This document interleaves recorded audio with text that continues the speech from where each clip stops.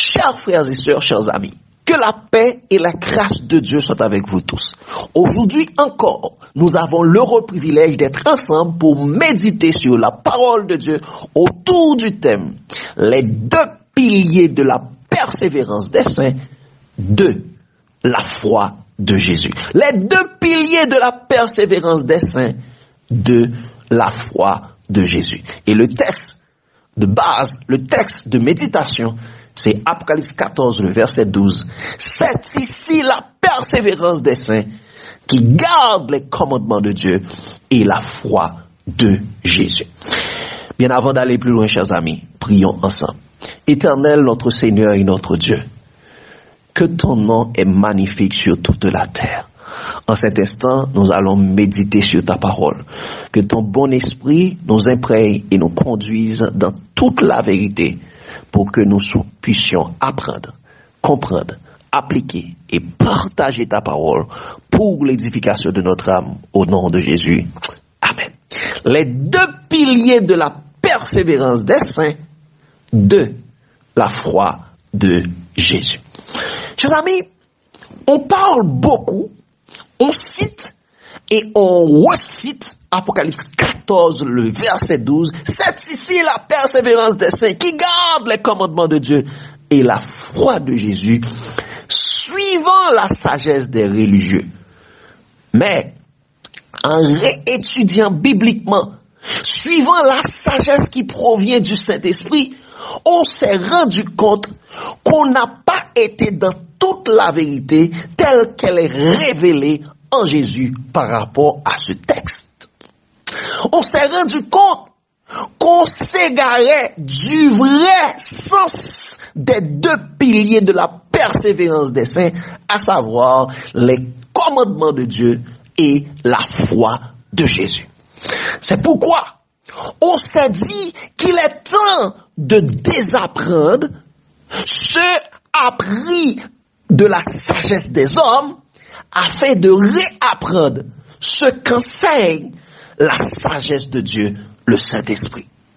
Sur ce principe de désapprendre charnellement afin de réapprendre spirituellement, la semaine dernière, on a vu le premier pilier de la persévérance des saints, qui est les commandements de Dieu.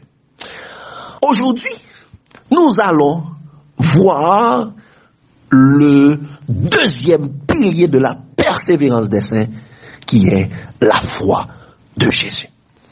Le message d'aujourd'hui pouvait être titré ainsi également, chers amis, la foi de Jésus, le deuxième pilier de la persévérance des saints.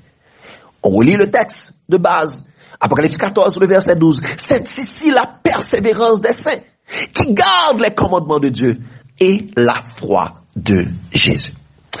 Chers amis, sans rentrer dans ce que les hommes religieux nous ont dit sur la foi de Jésus, les spéculations, les suppositions, les présomptions, les falsifications menant à la confusion qui règne actuellement, chers amis, nous allons directement dans ce que Jésus lui-même nous enseigne sur sa foi.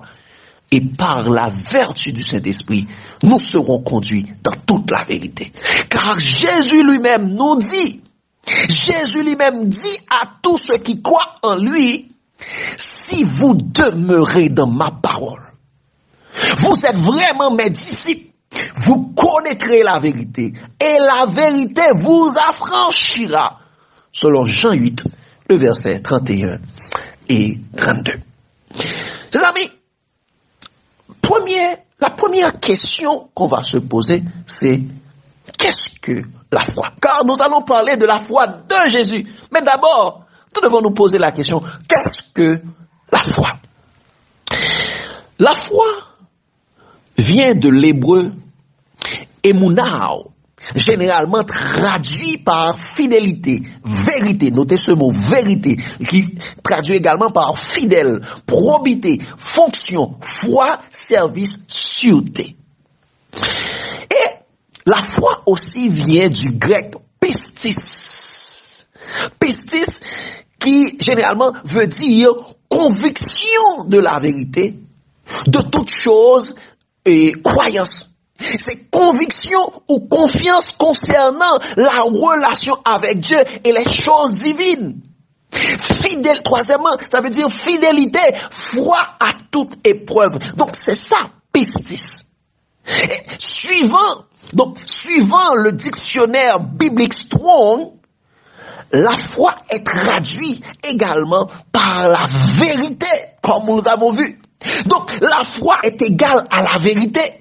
La foi est une conviction de la vérité. C'est une conviction dans la relation, ou bien dans une relation de confiance avec Dieu et les choses de Dieu. Comme il est écrit dans Hébreux 11, le verset 1er. Or, la foi est une ferme assurance des choses qu'on espère et une démonstration de celles qu'on ne voit pas. Et suivant les Écritures, chers amis, nous voyons que la foi, c'est un style de vie des chrétiens. C'est le style de vie des chrétiens. Comme il est dit, chers amis, dans Romains 1er, le verset 16 et 17, il dit, car je n'ai point honte de l'évangile, car c'est une puissance de Dieu pour le salut de quiconque croit, du juif premièrement, puis du grec. Et au verset 17, il a dit, parce qu'en lui est révélée la justice de Dieu par la foi, pour la foi, selon qu'il est écrit, le juste vivra par la foi. Et ce texte, chers amis, c'est le texte et a pour référence Habakkuk 2, le verset 4, parce que c'est ce texte que Paul a répété. Donc, quand Paul dit « le juste vivra par la foi », Paul parle de la foi d'une personne, Paul parle de la foi de Jésus, car il est écrit dans Habakkuk 2, le verset 4, il dit « voici, son âme est enflée, elle n'est pas droite en lui, mais le juste vivra par sa foi. » Le juste vivra par sa foi, chers amis. Et le mot, pour nous devons comprendre que, et suivant la traduction grecque et hébreu du mot vivre, ou bien le juste vivra, chers amis, quand l'apôtre et le prophète dit le juste vivra par la foi de Jésus, ils veulent dire que le juste sera sauvé par la foi de Jésus. Le juste retrouvera la vie éternelle par la foi de Jésus. Et ceci est en accord avec la parole de Dieu qui dit, dans Jean 3, 16, verset 16, dans Jean 3, 16, 17, il dit, car Dieu a tant aimé le monde, il a donné son Fils unique afin que quiconque croit en lui ne périsse point, mais qu'il ait la vie éternelle. Dieu, en effet, n'a pas envoyé son Fils dans le monde pour juger le monde, pour qu'il juge le monde, mais pour que le monde soit sauvé par lui. Le juste sera sauvé par Jésus, par la foi de Jésus. Le juste vivra par la foi. Car le salaire du péché, c'est la mort. Mais le don gratuit de Dieu, c'est la vie éternelle en Jésus-Christ. Le juste aura la vie éternelle par Jésus.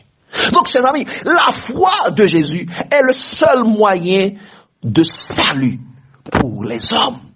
Car, et Pierre le dit très bien, chers amis, dans 1 Pierre 1er, verset 6, 7 et 9, il dit, c'est là ce qui est votre joie, ce qui fait votre joie, quoique maintenant, puisqu'il le faut, vous soyez attristés pour un peu de temps par diverses épreuves, afin que l'épreuve de votre foi, plus précieuse que l'or périssable. Nous savons que Jésus nous avait dit dans Apocalypse 3, je te conseille d'acheter de moi de l'or éprouvé par le feu. Il dit, la foi et l'épreuve de votre foi, plus précieuse que l'or périssable, qui cependant est éprouvée par le feu. La foi de l'or éprouvé par le feu, c'est la foi dans les épreuves. Il continue, il dit, est pour résultat la louange, la gloire et l'honneur. Lorsque Jésus apparaîtra, et le verset 9, il dit, parce que vous obtiendrez le salut de vos âmes pour prix de votre foi. Donc la foi de Jésus est le seul moyen de salut pour les hommes. Et chers amis, nous devons aller pour nous poser l'autre question. D'où vient la foi de Jésus? Donc si la foi de Jésus, c'est le seul moyen de salut pour nous en tant qu'humains, en tant qu'hommes, donc nous devons nous poser la question, d'où vient la foi de Jésus afin d'aller le chercher ou afin de mieux le comprendre, chers amis. Eh bien, chers amis, pour arriver à la connaissance de la foi de Jésus, pour arriver à la connaissance de ce qu'est la foi de Jésus, premièrement, il faut savoir d'où vient la foi de Jésus. Et la parole de Dieu répond à cette question. Il est dit dans Romains 10, le verset 17, « Ainsi, la foi vient de ce qu'on entend, et ce qu'on entend vient de la parole de Christ. » La foi vient de ce qu'on entend, et ce qu'on entend vient de la parole de Christ, chers amis. Ça, c'est extrêmement important. Et Galates 3, le verset 23 à 25, et continue pour nous dire, avant que la foi vînt, donc la foi n'était pas là, avant que la foi vînt, nous étions enfermés sur la garde de la loi, en vue de la foi qui devait être révélée. Il dit, ainsi la loi a été comme un pédagogue pour nous conduire à Christ, afin que nous fussions justifiés par la foi. La foi étant venue, nous ne sommes plus sur ce pédagogue. Donc, c'est ami, suivant les Écritures, avant la venue de Jésus en chair sur la terre, la foi de Jésus n'était pas encore présente. Donc, la foi de Jésus vient avec la venue de Jésus. Et cette foi de Jésus est dans les paroles de Jésus lui-même. La foi vient de ce qu'on entend. Ce qu'on entend vient de la parole de Christ. C'est ça qu'il est dit, chers amis. Et l'autre question que nous allons nous poser, chers amis, c'est quel est l'objectif de la parole de Dieu? Quel est l'objectif de la parole de Jésus? Parce que on nous dit que la foi vient de ce qu'on entend vient de la parole de Christ. Donc, si nous arrivons à connaître quel était l'objectif de la parole de Dieu, nous saurons qu'est-ce que la foi de Jésus. Chers amis, il est écrit dans Jean 17, versets 4, 6 et 8, Jésus dit, « Je t'ai glorifié sur la terre. J'ai achevé l'œuvre que tu m'avais donné à faire. » Wow! Je t'ai glorifié sur la terre. J'ai achevé l'œuvre que tu m'as donné à faire. Et comment Jésus a-t-il glorifié Dieu? Il le dit au verset 6. Il dit, « J'ai fait connaître ton nom aux hommes que tu m'as donnés du milieu du monde. Ils étaient à toi et tu me les as donnés. Et ils ont gardé ta parole. » Comment Jésus a glorifié Dieu? En faisant connaître le nom de Dieu, en faisant connaître qui est Dieu, en faisant connaître l'identité de Dieu. Et par quoi Jésus a fait connaître Dieu? Et au verset 8, il a dit, « Car je leur ai donné les paroles que tu m'as données. » Et ils les ont reçus, et ils ont vraiment connu que je suis sorti de toi, et ils ont cru que tu m'as envoyé. Donc c'est en donnant les paroles de Dieu que les disciples, que Jésus a glorifié Dieu en faisant connaître qui est Dieu vraiment. Qui est Dieu vraiment. Et Jean 15, Jésus va nous dire encore, il a dit, « Je ne vous appelle plus serviteur, parce que le serviteur ne sait pas ce que fait son maître. Mais je vous ai appelé ami, parce que je vous ai fait connaître tout ce que j'ai appris de mon Père. » Voici comment Jésus a glorifié Dieu en faisant connaître qui est Dieu lui-même. Donc c'était ça le but de la parole de Dieu. Et en Jean 1er verset 18, Jean nous dit, personne n'a jamais vu Dieu. Le Fils unique qui est dans le sein de Dieu est celui qui l'a fait connaître. C'est Jésus qui a fait qui nous a fait connaître qui est Dieu réellement. C'était le but de la parole de Dieu. Donc le but de la parole de Jésus était de nous faire connaître, ou bien le but de la parole de Jésus est de nous faire connaître qui est Dieu, et de nous faire connaître Dieu. C'est-à-dire, à travers les paroles de Jésus, vienne la connaissance de Dieu. Et nous savons aussi, des paroles de Jésus viennent la foi. Donc, la connaissance de Dieu sort des paroles de Jésus. La foi de Jésus, la foi sort des paroles de Jésus. Donc, c'est-à-dire, la foi de Jésus, c'est la connaissance de Dieu. Ok, chers amis? La foi de Jésus, c'est la connaissance de Dieu. Pour justifier ce que nous venons de dire là, chers amis, nous allons faire un parallèle entre la foi de Jésus et la connaissance de Dieu. Nous allons regarder leur but. Est-ce qu'ils nous mènent au même endroit? Est-ce qu'ils ont le même but? Et à travers cela, nous allons tirer la conclusion. Est-ce qu'ils sont la même chose? Dans Jean 1er, versets 17 et 18, Jean nous rapporte, il dit, car la loi a été donnée par Moïse, la grâce et la vérité sont venues par Jésus. Et il continue, personne n'a jamais vu Dieu. Le Fils unique qui est dans le sein du Père est celui qui l'a fait connaître. Donc Jean dit, la grâce et la vérité sont venues par Jésus. Et il dit que c'est Jésus qui a fait connaître Dieu. Donc Jésus a fait connaître Dieu par la grâce, en venant avec la grâce et la vérité. Et rappelons-nous que la foi de l'hébreu Emouna se traduit aussi par la vérité. Donc, chers amis, quand Jean dit la grâce et la vérité sont venues par Jésus, Jean veut dire la grâce et la foi sont venues par Jésus. Donc, chers amis, venant avec la grâce et la foi, Jésus a fait connaître Dieu. Jésus a donné la connaissance de Dieu. Et suivant dans la même veine, Jésus va nous définir ce que c'est la vie éternelle. Jean 17, verset 3, il dit, oh, la vie éternelle, c'est qu'ils te connaissent, toi, le seul vrai Dieu, et celui que tu as envoyé, Jésus-Christ. Donc, chers amis, la vraie définition pure et simple de la vie éternelle, si on nous demande qu'est-ce que la vie éternelle, nous devons répondre comme Jésus. La vie éternelle, c'est qu'ils te connaissent, toi, le seul vrai Dieu, et celui que tu as envoyé, Jésus-Christ. Donc, la vie éternelle, c'est la connaissance de Dieu et la connaissance de Jésus-Christ, chers amis. Donc, le but de la connaissance de Dieu, la connaissance du seul vrai Dieu, pas des dieux, non, la connaissance du seul vrai Dieu conduit à la vie éternelle. Et, chers amis, nous avons vu tout à l'heure, le juste vivra par la foi, le juste aura la vie éternelle par la foi. Mais nous allons aller encore plus loin pour regarder ce que Paul avait rapporté. Il est dit, chers amis, dans Éphésiens 2, le verset 8, c'est par la grâce que vous êtes sauvés, par le moyen de la foi, et cela ne vient pas de vous, c'est un don gratuit de Dieu.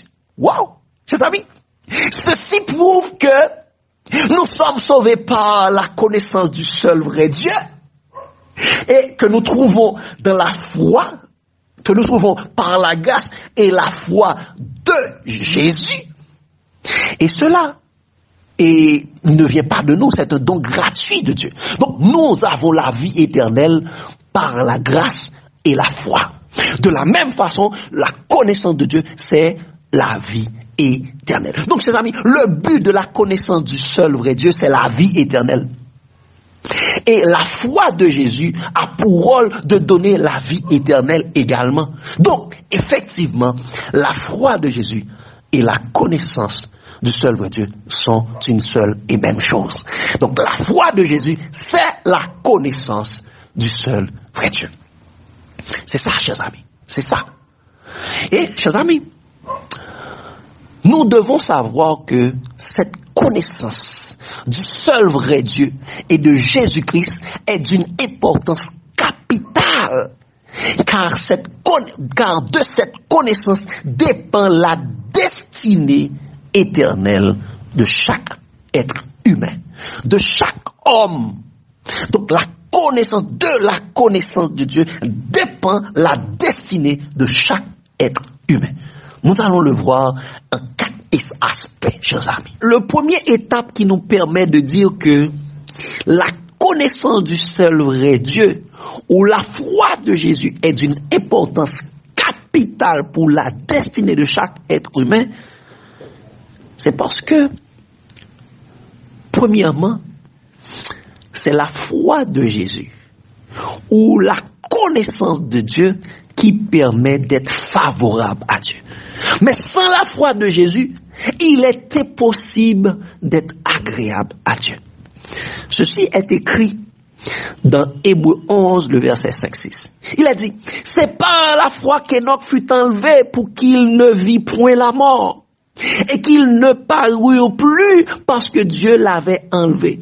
Car avant son enlèvement, ils avaient reçu le témoignage qu'il est agréable à Dieu. Donc, par la foi, Enoch a reçu le témoignage qu'il est agréable à Dieu. Et par cause de ce témoignage, Dieu a enlevé Enoch. Dieu a pris Enoch. Enoch fut enlevé dans le ciel. Et il continue pour dire, oh, sans la foi, il est impossible de lui être agréable. Sans la foi, il est impossible d'être agréable à Dieu. Il est impossible d'être accepté dans la présence de Dieu.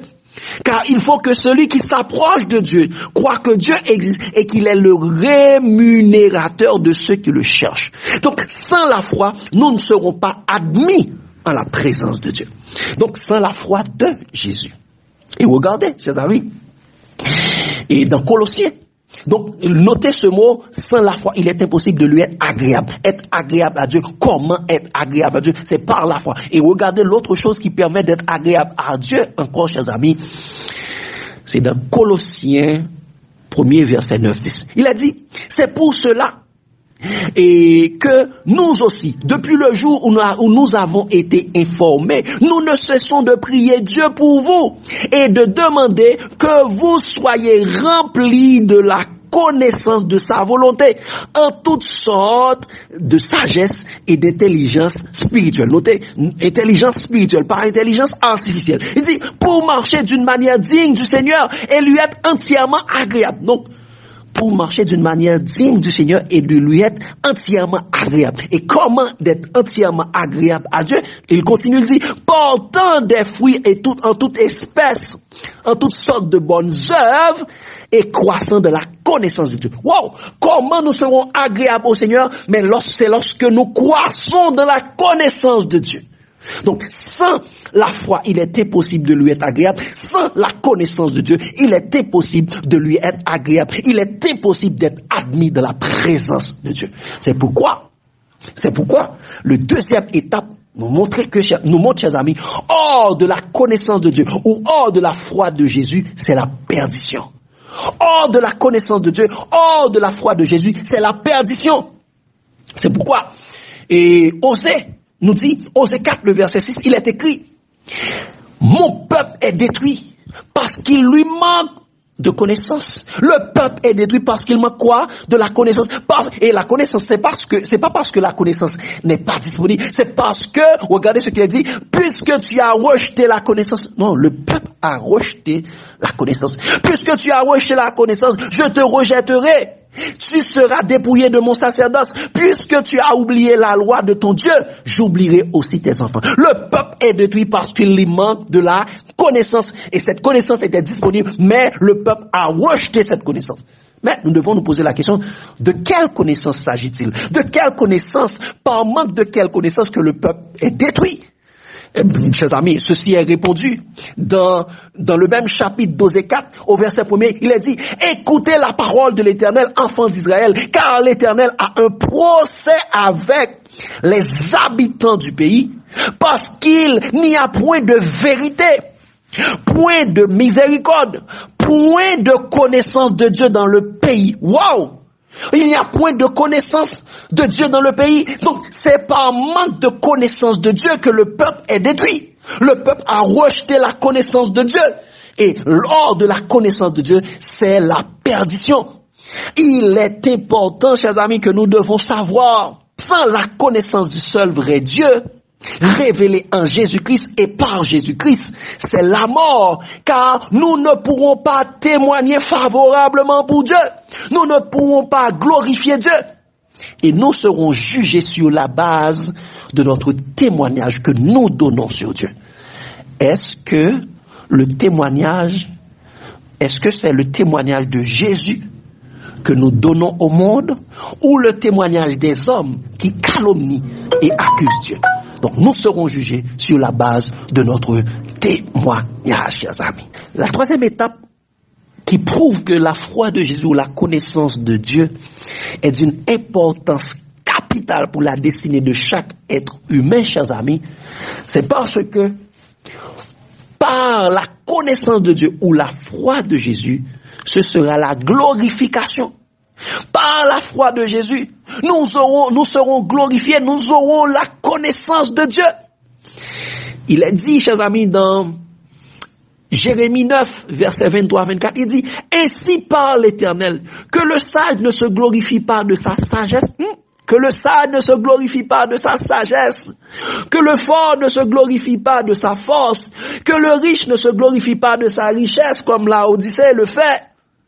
Mais elle dit, mais que celui qui veut se glorifier, se glorifie d'avoir l'intelligence de me connaître. Wow, l'intelligence de me connaître.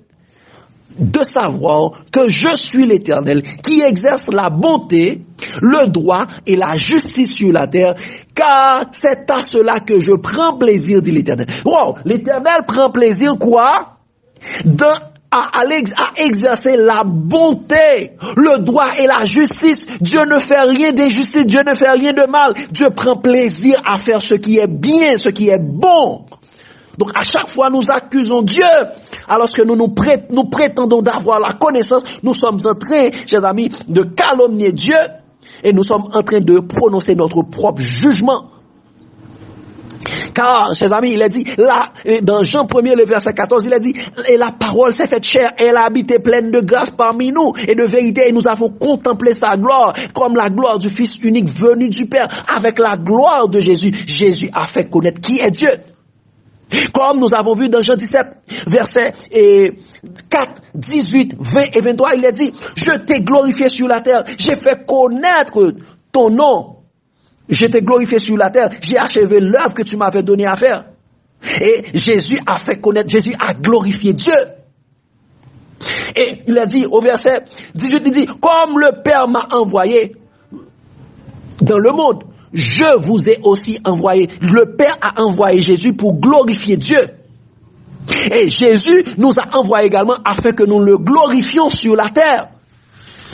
Il dit, ce n'est pas pour eux que seulement, le verset 20, toujours dans Jean 17, il dit, ce n'est pas pour eux seulement que je te prie, mais encore pour ceux qui croiront en moi par leur parole. Donc nous devrons donner le témoignage de Jésus au monde. Donc c'est par les paroles de Jésus que le monde croiront en Dieu. Il dit, afin que tous soient un, comme toi, Père, tu es en moi, et que je suis en toi, afin que aussi soit un en nous, pour que le monde croie que tu m'as envoyé. Donc c'est lorsque nous serons un en Jésus, c'est à ce moment que le monde croira que nous sommes et que Jésus a envoyé, que Dieu a envoyé Jésus. Et il dit au verset 22, il dit, je leur ai donné la gloire que tu m'as donnée. Donc, chers amis, avec la connaissance, avec la foi de Jésus, la connaissance de Dieu, ce sera la gloire. Il dit, je leur ai donné la gloire que tu m'as donnée, afin qu'ils soient un comme nous sommes un. Moi en eux, et toi en moi, afin qu'ils soient parfaitement un, et que le monde connaisse que tu m'as envoyé, et que tu les as aimés, comme tu m'as aimé. Waouh, chers amis, c'est la connaissance de Dieu et va nous donner la glorification, va nous donner la pleine connaissance de Dieu. Et chers amis, le quatrième élément qui est extrêmement important, par la connaissance de Dieu, ce sera l'éradication du mal. Donc, quand nous aurons la connaissance de Dieu, la foi de Jésus, le mal sera éradiqué dans l'univers entier, chers amis. Dans tout l'univers. Et c'est ce qui est écrit, chers amis, dans Ésaïe 11, le verset 9. Il a dit, il ne se fera ni tort, ni dommage sur toute ma montagne sainte. Car la terre sera remplie de la connaissance de l'Éternel, comme le fond de la mer par les eaux qui le couvrent. Donc, il ne se fera ni tort ni dommage. Il n'aura plus de péché sur toute la montagne sainte de l'Éternel. Pourquoi? C'est parce que la terre sera remplie de la connaissance de l'Éternel. C'est extrêmement important. La terre sera remplie de la connaissance de Dieu, veut dire que la terre sera remplie ou bien éclairée de la gloire de Dieu. Comme il est dit dans Apocalypse 18, le verset 1er, dans Somme 72, le verset 18-19, chers amis. Et, chers amis, comme il est dit également dans Apocalypse 21, verset 23 à 27, il est dit, chers amis, la ville n'a besoin ni de soleil, ni de la lune pour l'éclairer, car la gloire de Dieu l'éclairera et l'agneau est son flambeau. Il dit, les nations marcheront à sa lumière et les rois de la terre y apporteront leur gloire. Ils apporteront leur gloire, leur connaissance de la vérité. Il dit, ces portes ne se fermeront point le jour, car il n'y aura point de nuit. Or, on y apportera la gloire et l'honneur des nations. Il dit au verset 27, il n'entrera chez lui rien de souillé, ni personne qui se livre à l'abomination et au mensonge. Mensonge sur qui? Mensonge sur Dieu. Il n'entrera que ceux qui sont écrits dans le livre de vie de l'agneau. Donc, chers amis, nous devons comprendre que la foi de Jésus ou la connaissance du seul vrai Dieu et qui est de Jésus est indispensable pour les saints. Pour les saints. Car, chers amis, sans la foi de Jésus, la connaissance de Dieu, il est impossible d'être agréable à Dieu. Mais avec la connaissance, avec la foi de Jésus, la connaissance de Dieu, c'est l'admission favorable de Dieu. Nous aurons l'admission au peuple de Dieu. Chers amis, sans la connaissance de Dieu ou la foi de Jésus, c'est la mort. Mais avec la connaissance de Dieu ou la foi de Jésus, c'est la vie éternelle. Chers amis, sans la foi de Jésus ou la connaissance de Dieu, chers amis, vient le péché et la perte de la gloire de Dieu, car tous sont péchés et sont privés de la gloire de Dieu. Mais avec la connaissance de Dieu, la foi de Jésus, viendra la restauration et la gloire et la victoire sur le péché. Viendra la restauration de la gloire de Dieu et la victoire sur le péché. Chers amis, sans la foi de Jésus ou la connaissance de Dieu, c'est le péché qui produit la mort. Mais avec la connaissance de Dieu ou la foi de Jésus, c'est l'éradication du péché et la vie pour l'éternité. Et c'est pourquoi il a dit, c'est ici la persévérance des saints qui gardent les commandements de Dieu et la foi de Jésus, chers amis. Et la foi de Jésus. Chers amis, c'est quand nous aurons la foi de Jésus, qui est la connaissance du seul vrai Dieu, nous serons prêts à être obéissants et persévérants comme Jésus. Nous serons obéissants et persévérants jusqu'à la mort et même jusqu'à la mort de la croix. C'est quand nous aurons la connaissance du seul vrai Dieu. Et à ce moment, Romains 8 sera une réalité dans notre vie.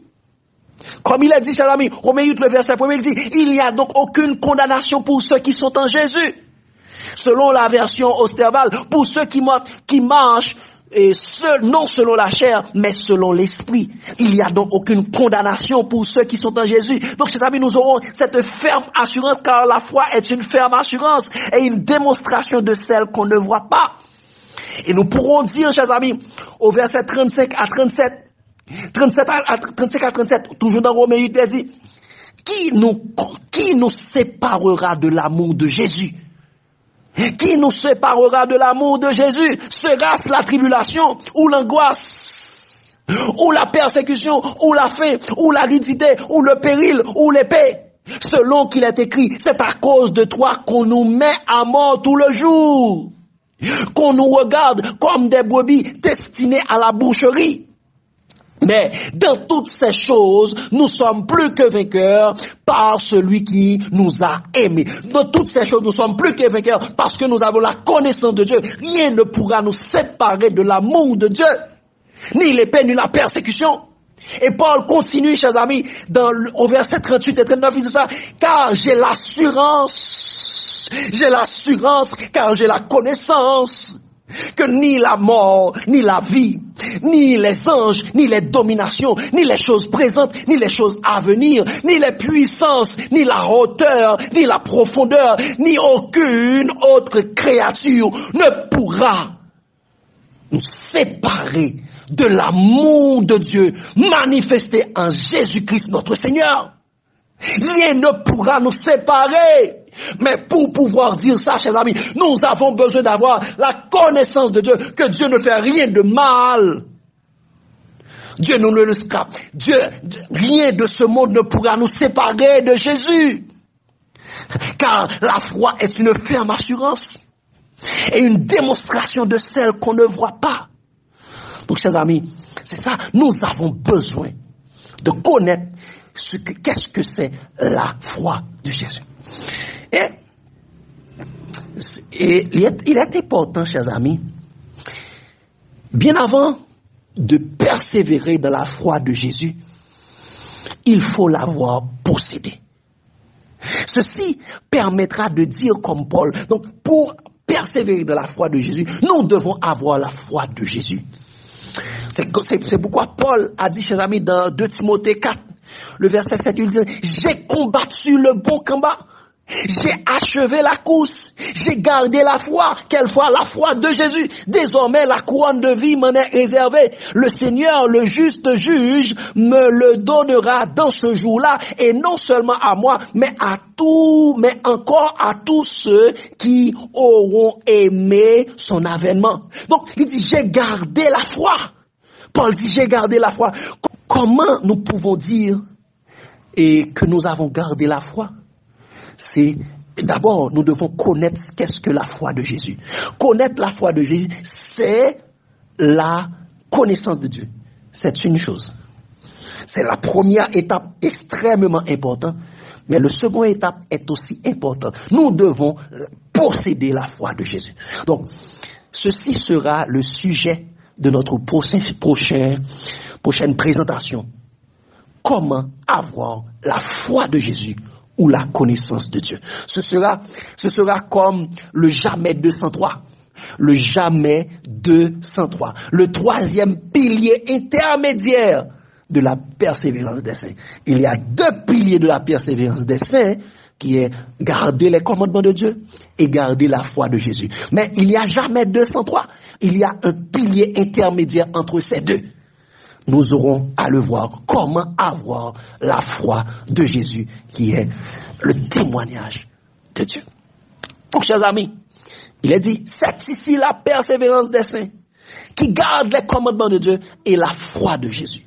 Et la foi de Jésus. En résumé de tout ce que nous venons de dire là, chers amis, premièrement, nous avons vu que, suivant les Écritures, avant la venue de Jésus en chair, la foi de Jésus n'était pas encore sur la terre.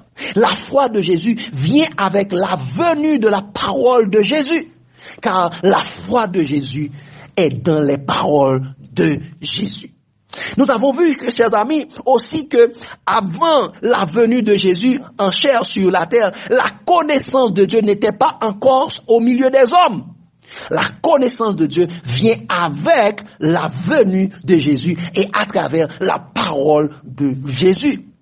Étant donné que la foi de Jésus est dans les paroles de Jésus-Christ, la connaissance de Dieu est dans les paroles de Jésus-Christ. Donc ceci nous montre que la foi de Jésus, c'est la connaissance du seul vrai Dieu.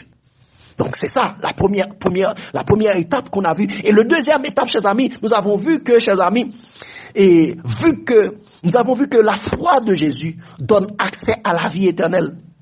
Et la connaissance du seul vrai Dieu également donne accès à la vie éternelle. Donc, ceci nous montre encore que la foi de Jésus et la connaissance de Dieu ont le même but. La foi de Jésus et la connaissance de Dieu, c'est encore la même chose. La foi de Jésus, c'est la connaissance de Dieu. Nous avons vu, chers amis, la foi de Jésus ou la connaissance du seul vrai Dieu et de Jésus-Christ est indispensable pour les saints, pour la destinée de chaque personne. C'est pourquoi on avait vu, chers amis, sans la foi de Jésus ou la connaissance de Dieu, il est impossible d'être agréable à Dieu. Mais avec la foi de Jésus ou la connaissance de Dieu, c'est l'admission à l'assemblée de Dieu. Nous avons, sans la connaissance de Dieu ou la foi de Jésus, c'est la mort. Mais avec la connaissance de Dieu ou la foi de Jésus, c'est la vie éternelle. Sans la foi de Jésus ou la connaissance de Dieu vient le péché et la perte de la gloire de Dieu. Mais avec la connaissance de Dieu ou la foi de Jésus viendra la restauration et la victoire sur le péché. Nous avons vu également, chers amis, sans la connaissance de Dieu ou la foi de Jésus, c'est le péché qui conduit à la mort. Mais avec la connaissance de Dieu, la foi de Jésus, c'est l'éradication du péché et la vie pour l'éternité. Donc, chers amis, la foi de Jésus, c'est la connaissance de Dieu. La foi de Jésus, là, c'est la connaissance de Dieu et l'expérience indispensable pour l'éternité. C'est pourquoi, chers amis, pour terminer, je veux vous dire, comme Paul, dans 1 Timothée 3, verset 14-16, 1 Timothée 4, verset 1-2, nous devons dire, chers amis, je t'écris ces choses, ou bien je vous dis ces choses, avec l'espérance d'aller bientôt vers vous. Mais afin que tu saches, si je tarde, comment il faut se conduire dans la maison de Dieu, qui est l'église du Dieu vivant, la colonne et l'appui de la vérité, l'appui de la foi, l'appui de la conviction de la vérité, l'appui de la foi de Jésus. Et sans contredire, le mystère de la piété. Le mystère de la piété est grand. Celui qui a été manifesté en chair, ouais, le mystère de la piété est grand. C'est celui qui a été manifesté en chair. Qui a été manifesté en chair? Jésus-Christ, la parole faite chair de Dieu. Justifié par l'Esprit, parce que l'Esprit rend témoignage de Jésus. Il dit, vu des anges prêcher aux saints, aux gentils, courus dans le monde, et courus dans le monde, élevés dans la gloire. Qui est le ministère de la piété? Jésus-Christ. Mais Paul donne un avertissement extrêmement important dans 1 Timothée 4, verset 1-2. Il dit, mais l'Esprit dit expressement, dans les derniers temps, quelques-uns abandonneront la foi pour s'attacher à des esprits séducteurs et à des doctrines de démons par l'hypocrisie des faux docteurs en théologie, des faux docteurs de la loi, portant la marque de la flétrissure dans leur conscience. Quelques-uns abandonneront la foi, abandonneront Jésus, abandonneront les connaissances de Dieu, car le peuple meurt parce qu'il lui manque de connaissances. Mais nous devons faire attention nous-mêmes. Comme il est dit, chers amis, dans Hébreu, nous devons faire attention à nous-mêmes, comme il est dit dans Hébreu 10, le verset 38-39. Et mon juste vivra par la foi. Et mon juste vivra par la foi de Jésus. Mais il a dit, s'il se retire, mon âme ne prend pas plaisir en lui. Paul va dire, mais nous ne sommes pas de ceux qui se retirent pour se perdre. Nous ne sommes pas de ceux qui abandonnent la foi de Jésus pour se perdre, pour s'attacher à des doctrines de démons. Mais nous sommes de ceux qui ont la foi de Jésus pour sauver notre âme. Donc, chers amis, persévérons dans la foi de Jésus. C'est ici la persévérance des saints qui gardent les commandements de Dieu, qui gardent la foi de Jésus jusqu'à la fin. Que Dieu vous bénisse abondamment, chers amis. Prochainement, nous aurons à voir comment avoir la foi de Jésus ou la connaissance de Dieu. Que Dieu vous bénisse abondamment, chers amis. L'amour de Christ nous presse.